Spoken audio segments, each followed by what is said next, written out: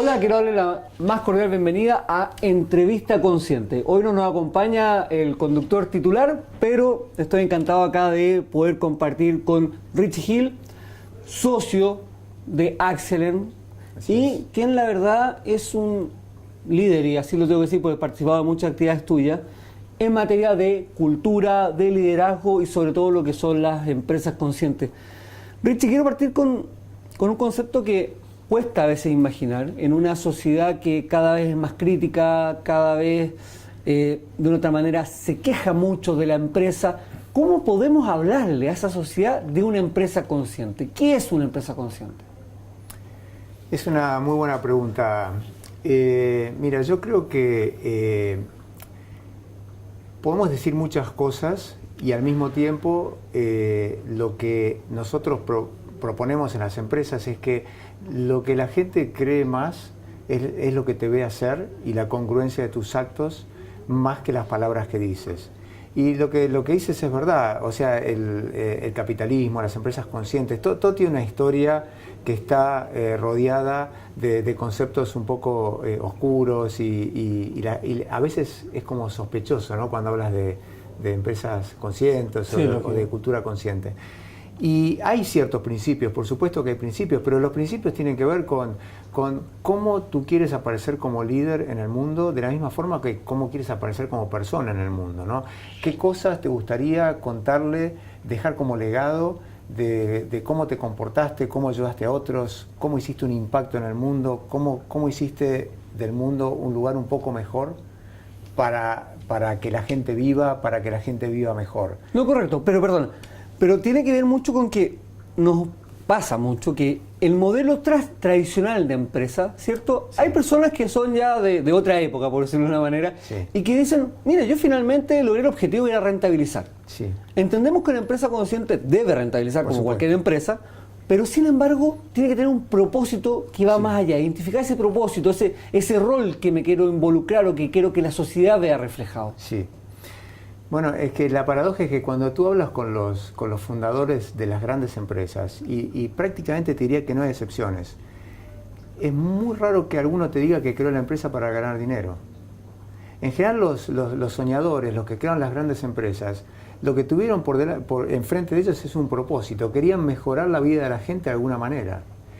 La rentabilidad y todo lo que tú mencionas fue una consecuencia natural de crear un servicio, un producto de valor que realmente ayudó a miles de personas. Imagínate a alguien como Bill Gates.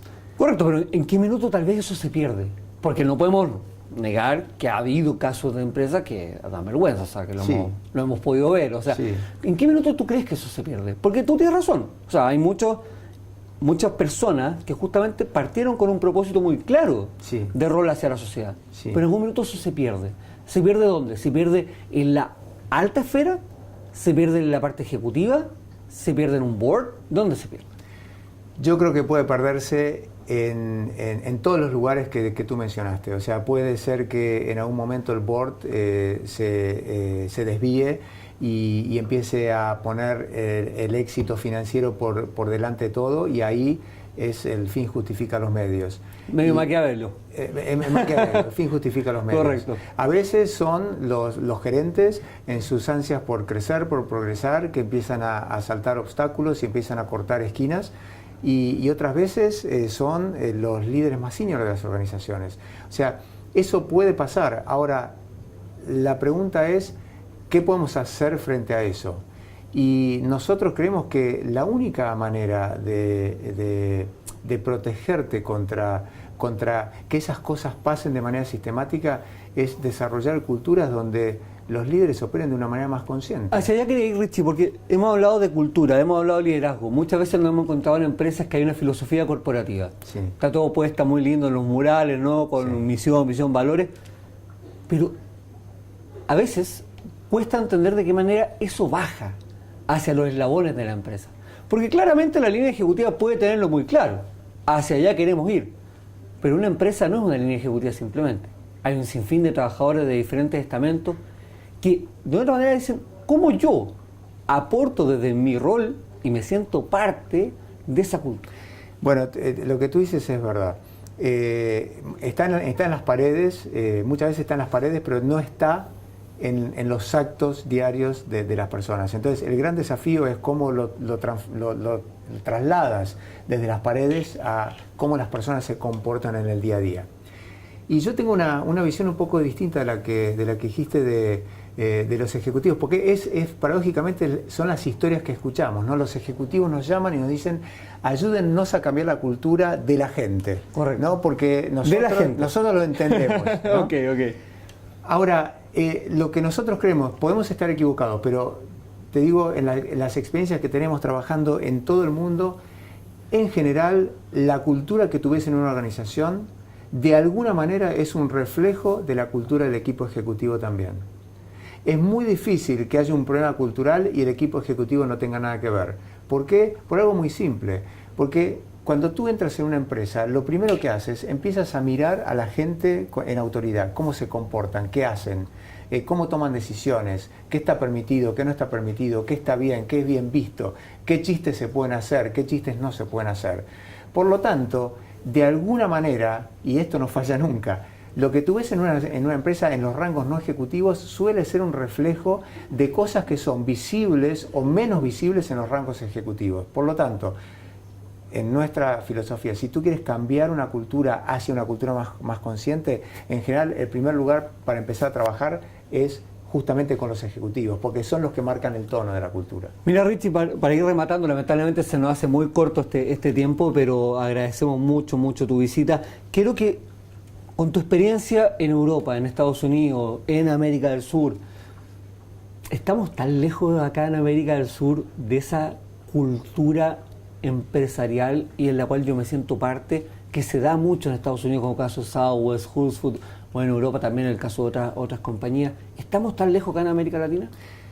Mira, yo a riesgos de pecar de falta de confidencialidad, yo me siento muy orgulloso en muchas compañías en la región, que son compañías con las cuales yo estoy trabajando, o sea, que no es que me lo contaron, o sea, yo lo veo en el día a día, las interacciones de los ejecutivos. Veo compañías como, no sé, Mercado Libre, por ejemplo, que es una compañía que compite a nivel internacional, que tú ves esa cultura y es como estar en Silicon Valley, estar en Mercado Libre. La verdad que es prácticamente, yo viví en California y es el mismo tipo de ejecutivos. Y tú los ves, el hambre que tienen, les va muy bien, pero al mismo tiempo saben que ellos, si no siguen progresando y si no siguen mejorando y transformando su cultura, perfectamente pueden desaparecer. Y tú los ves como ejecutivos increíblemente exitosos, están empeñados en crear una cultura de mucha más curiosidad que la que tienen hoy.